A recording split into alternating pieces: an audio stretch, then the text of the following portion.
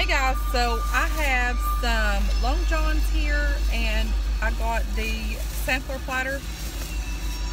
And so I figured I would bring you guys along with me, and there's a train going by right here, so that's what the racket is. But anyway, so this here is what I got. It's got okra, shrimp, fish, chicken, and hush puppies. And I got, for the sides was the okra and then the coleslaw. So yes, let me get all this mess open up here.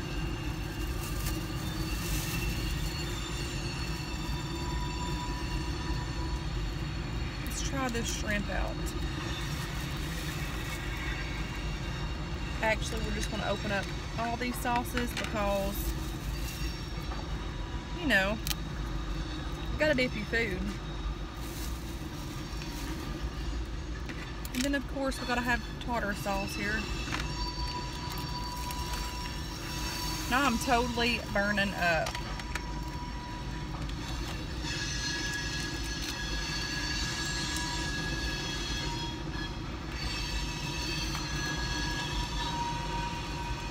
Okay. Dang, that train is dragging today. Okay, so let's go with some shrimp.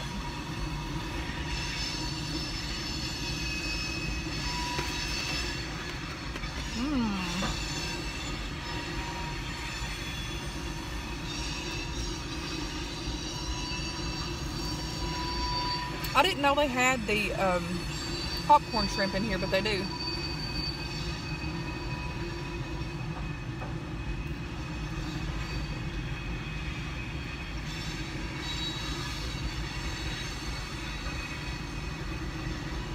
I had a hard time choosing between Captain D's or Long John's.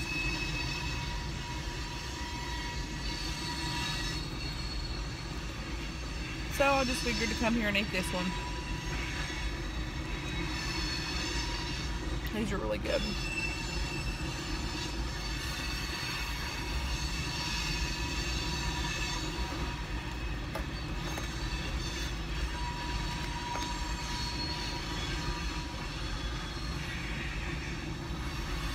Yum! That train is so long today.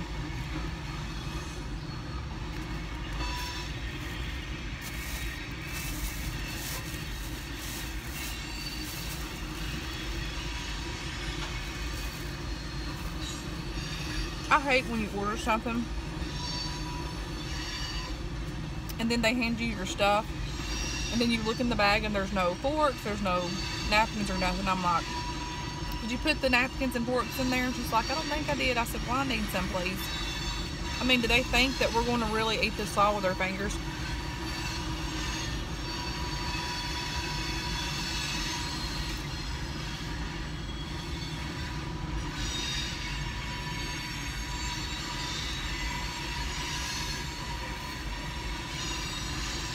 That train is really dragging today.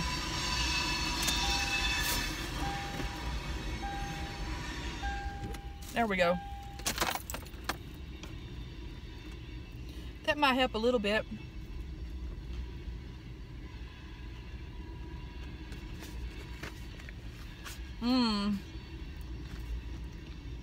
That okra's the bomb.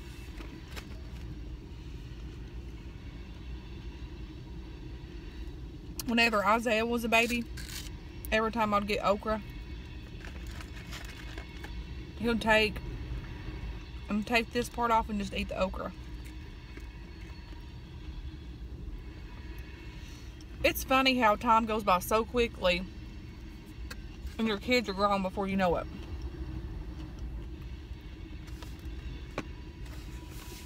My oldest will be 13 in March, which is unbelievable. Let's try one of these bad boys. Look at this. Yes.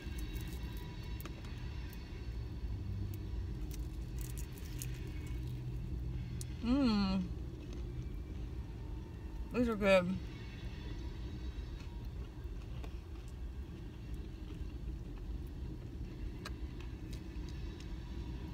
I'm a huge dipper. I gotta dip. Pretty much everything that I eat, I dip.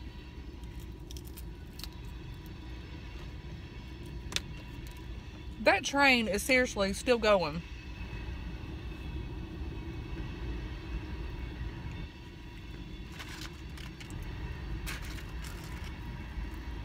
No, what's up with that today?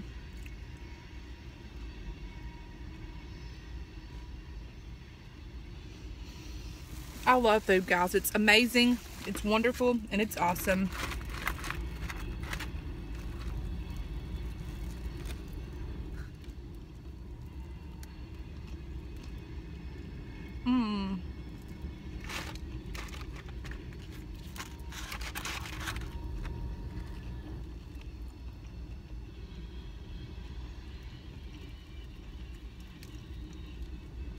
These shrimps are really good. I love seafood.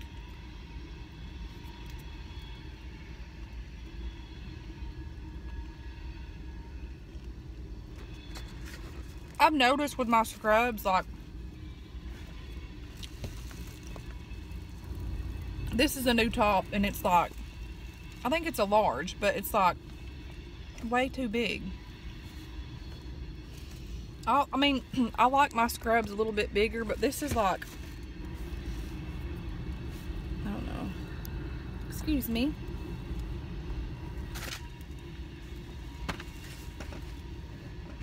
Like, every scrub that you get by different places, they are, you know, size different.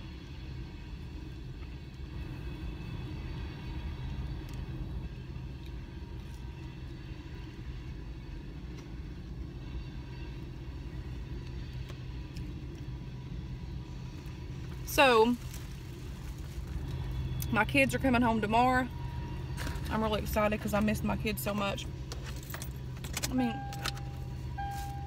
I'm rolling this back down, guys. I'm sorry, but that is still going, and I'm burning up.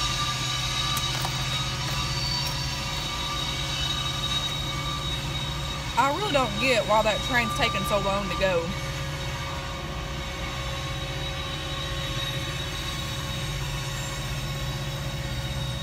It's like a never-ending freaking train.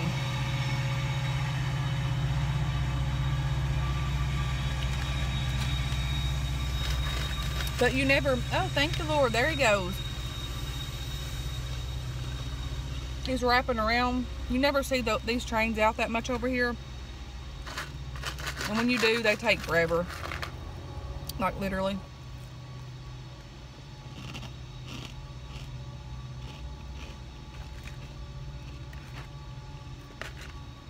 Yes, I miss my babies.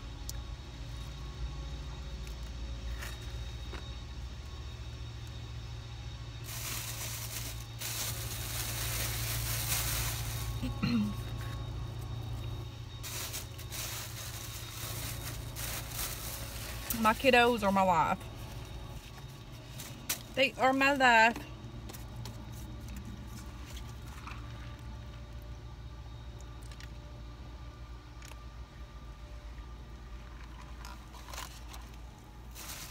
Okay. I'm gonna eat one more shrimp.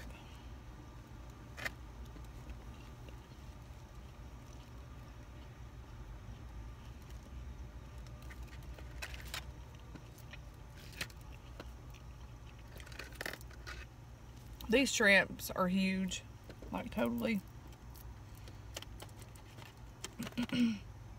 So Miss Amy Away Girl was eating some soup like a couple of weeks ago. The chicken noodle soup. I'm definitely going to try some of that. But here in my town, we don't have a Chick-fil-A. We got to go like 30 or 40 minutes away. So maybe next time I'll try some.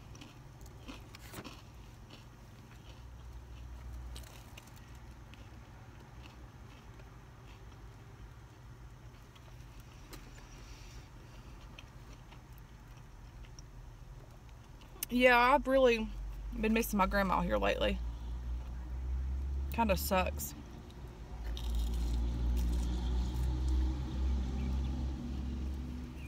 But they're in a better place.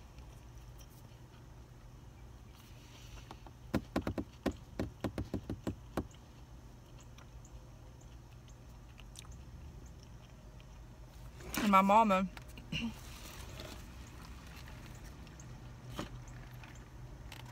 today marks 10 years that she's been passed away.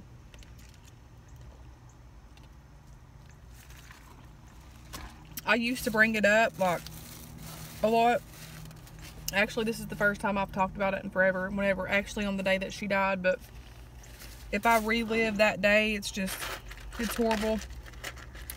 And it's crazy because the more I try to not, let it bother me, like, I can tell that it does on days like this, but I just try to cover it up, but it don't work too well. Because I've not felt good all day.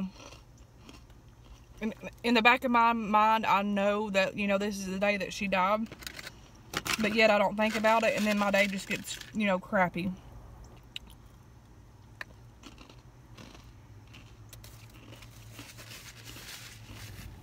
Because it was like one of the worst days in my life.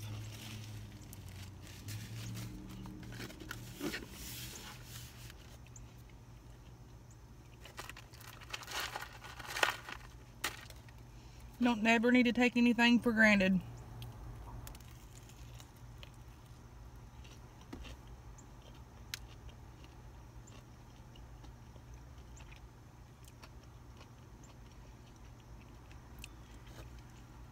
Whenever the day that it was a normal day, and, well, starting off, getting up, and I kept wondering why my mom hadn't called me, because she'd call me every morning. And so I asked my ex at the time, I said, I wonder why my mama hasn't called. Something's not right here. And he's like, well, probably she's busy or something. I knew something was, I could feel within my spirit and my heart something was wrong. So I had to go get my braces tightened that day, and we had left. And it was like 8:30ish, 9ish. No, it was later. It was like 11:30 or 12. And I kept getting this gut feeling like something's wrong. Something is wrong here.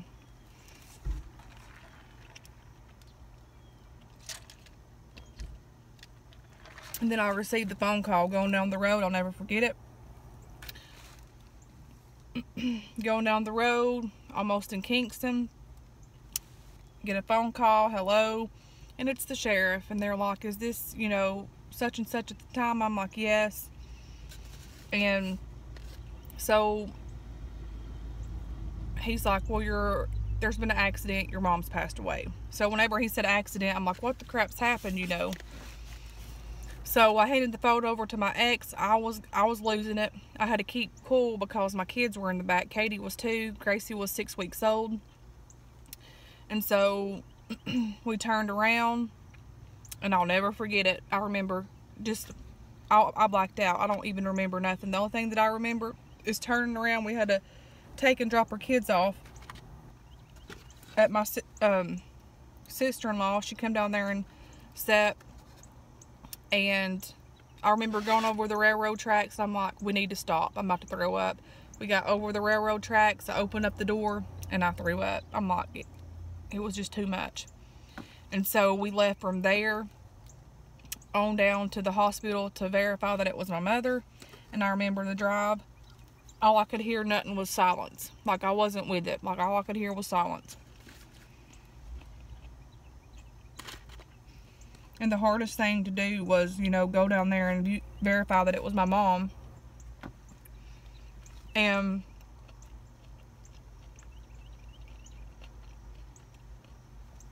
my ex went in first because I couldn't do it. I'm like, I can't take it. I don't know what she looks like, if she looks bad or whatever. But what happened to her, she had an aneurysm in her heart, and it killed her. She bled to death. He comes back out and says that she's, she looks good. She wasn't like, sometimes when people have heart attacks or anything with their heart, they turn like a discolored color. She was still warm. I went in there, and it happened 10 years ago on this day, on September the 14th. Walked in there, they pulled her out of that little thing, because they had her in there in that little cot thing where they pulled her out. And I looked down, and I seen my mom.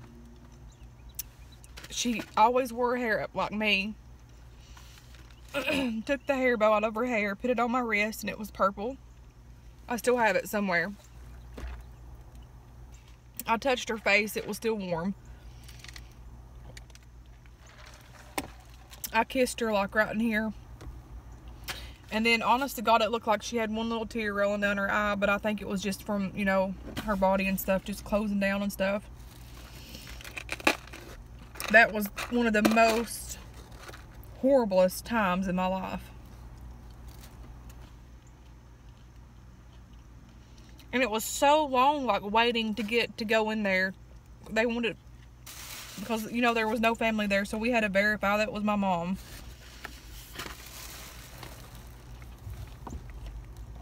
And it was like a never-ending cycle until that whole thing was over with. And I remember having to go clean her house out and everything. I can't remember if we did that before. I think it was after we buried her and stuff. But that day when I went back to her house to get some stuff for her funeral and stuff, I remember going in, and I seen this thing where they tried to revive her, you know, to bring her back, but she didn't come back. And I remember seeing that and walking in there, and it was just so much. It was like, wow. Keep in mind, my daughter was 6 weeks old. I was just recovering. I didn't even get to go back to to my doctor to get, you know, it wasn't even time to get my 6 weeks checkup. That's what I'm getting at. Going through there, you know, my hormones and everything's already off whack because I've just given birth 6 weeks ago to my daughter, and you have all these emotions going on.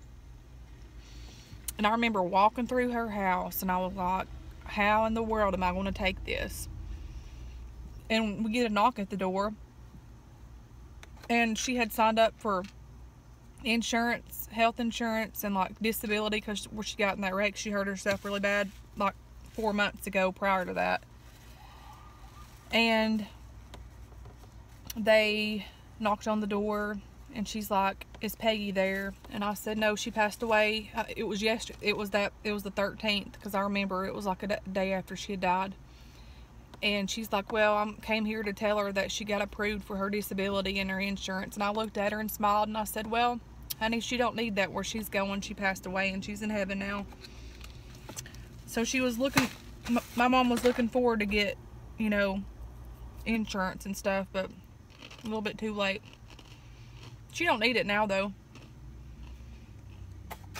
And then I've never really got to talk to you guys about all this with her, about her, because I never was able to. But during the funeral, I picked her out this purple dress that my stepdad had bought her. She loved that dress. It was a real pretty purple dressy type dress. Sort of looked like a suit, but it was a dress. It had the top and the bottom and everything. And I'll never forget it, like, after, you know, when I seen her and everything, the first time, whenever I had a view where I looked down and I seen her toes, and they were painted red where I had painted them, and I got a good laugh. I'm like, well, Mama, like, I was thinking in my mind, you went out of here with your nail polish on. Because, like, she never did wear makeup, but I put her some on that last time she spent the night with me, and it was fun. But I remember picking her that out, and then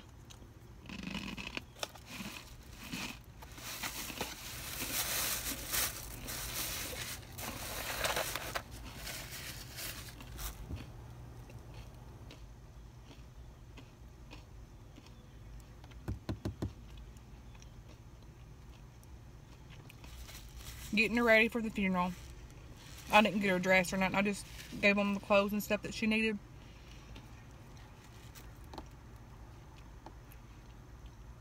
And I remember when it came time to view her, which I decided that, and I had to live with this for a while. I beat myself up about it, but like with Caitlin, she was 2.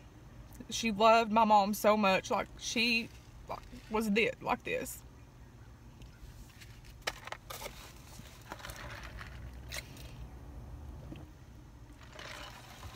Gracie was 6 weeks old. I was still breastfeeding her. And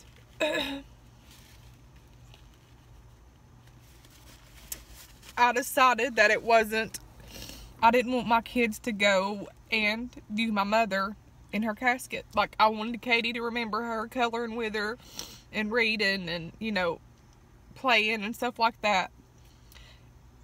And so I chose not to let them go. For so long, I beated myself up, like maybe I should have, you know, but it was the right thing to do because I didn't want Caitlin to remember, you know, her mama, you know, in a casket. But anyway, so let's stop this crying, please. Anyways, so after when I viewed her that day and everything, I was like, you know, this is so hard. It took me forever to even go in there, but I did. And then that next day we had to go back and do the funeral part to end it all.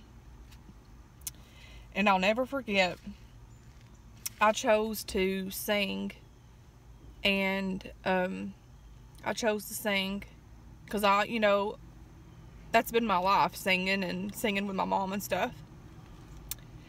And when it come time for them to take her back, you know, to the section to where they had the funeral and the, you know, that one part at the funeral home, I remember going back there because when my grandma had it, we stood in the front, but whenever we buried my mom, I was in the back. I couldn't. And I remember after I kissed her and told her bye, and they wheeled her in there to that one room. And there's somebody out there sitting. And I remember after I told her bye, I'm thinking when I walked in that room, I'm like, there's no way that I can sing at all. There's no way that I could, you know, tell my mom bye and then sit in here and sing. And so I remember saying one thing, I'm like, God, you're going to have to help me. And I said, Mama, you're going to have to be with me. And I spoke that within my heart. You know, I was just thinking that within my heart. And all of a sudden, I could feel my mom in the room, and it was just so strong. So I sang.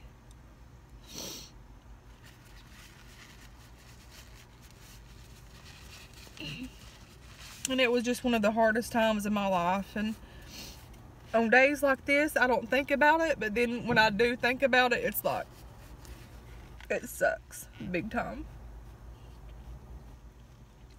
Because a lot of stuff that had happened, you know, just your mother dying so instantly without even having any warning signs or anything like that. You know, death is hard, but when it's just so dramatically and so you're just robbed, you know, it's really hard. But, you know, I'm thankful that the Lord helped me, because if it wasn't for Him, I literally probably wouldn't be here. I'd probably be in a mental institute.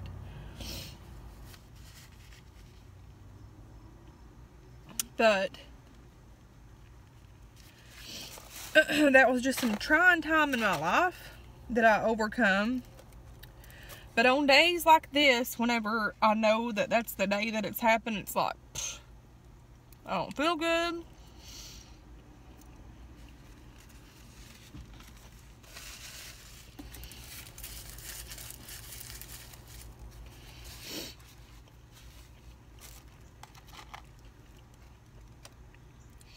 But it's okay to talk about it. It's okay to let it out. And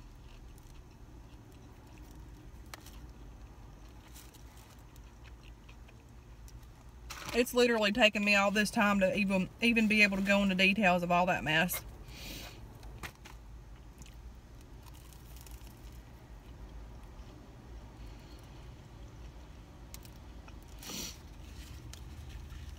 And then when I did go to my 6 weeks checkup, I was so depressed.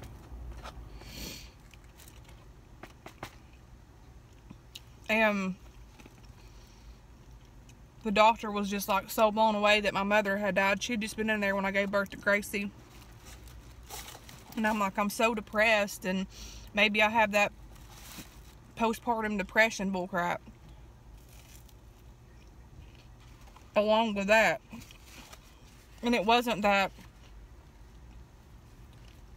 like, I didn't have any symptoms or nothing. I was just so depressed.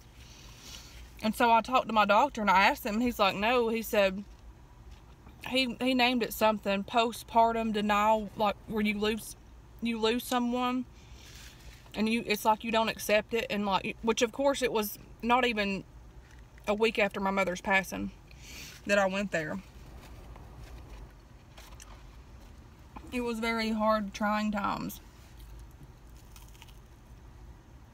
But I made it.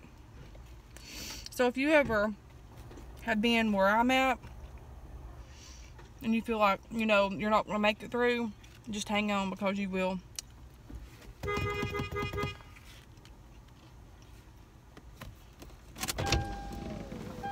Hey, girl!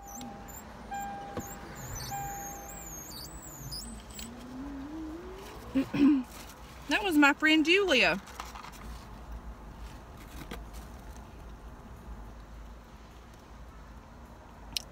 But I really wasn't expecting to get on that detail all over on all that mess, but I did. So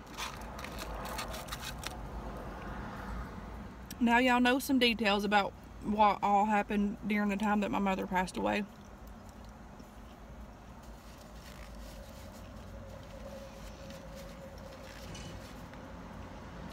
But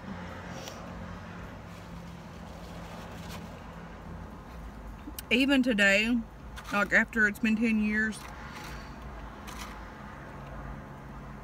there's sometimes I get this really fear upon me about dying at a young age.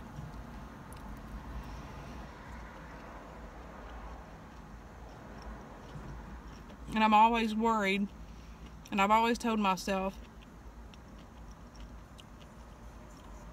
if I make it past 37 and then after 40, I'm gonna be good, because I'm so scared to death that I'm gonna die young, like my mom and my dad did. My daddy was 37, my mom was like 40. That's one of my worstest fears, is dying young.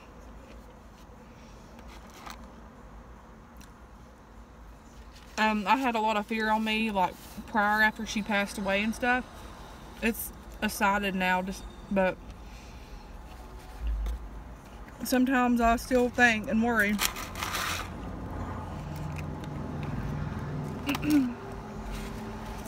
But you know, I'm definitely not asking for self-pity. I'm just, you know, talking to you all, and y'all follow me and stuff. And I was just talking about my mom. Today is the freaking anniversary of her death and her passing.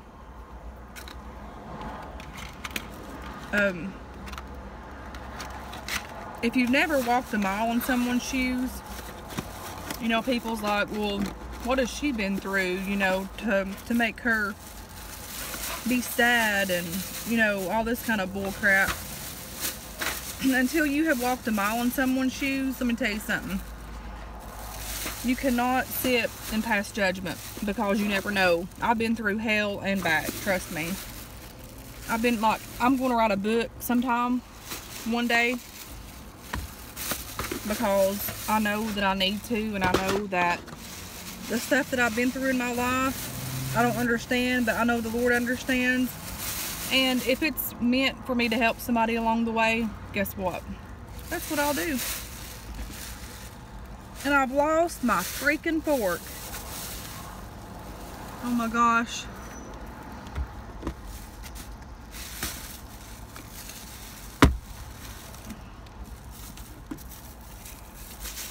Thank heavens for backups. But yeah, that was some difficult times in my life, and looking back now, it was just, you know, something that I made it through. And I'm thankful for that. I'm thankful that the Lord carried me during those times, and He gave me peace whenever I didn't think that I had peace, but I did have peace because He kept me. And I'm thankful for that. Look how small these sides are now. Dang. That's just a mess.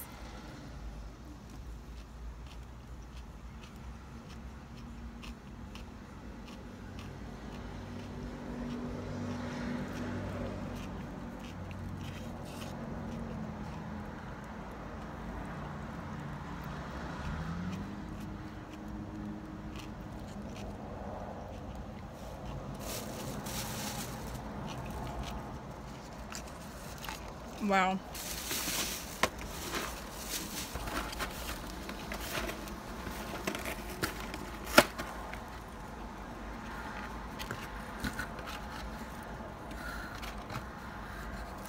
Anyways, I've got a lot of food left. Look at that mess.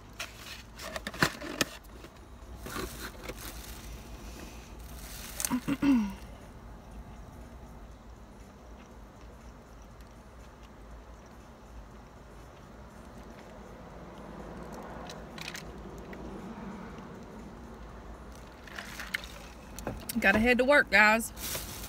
I love you guys, and I hope y'all are having a good day, and I'll talk to you guys later. Bye.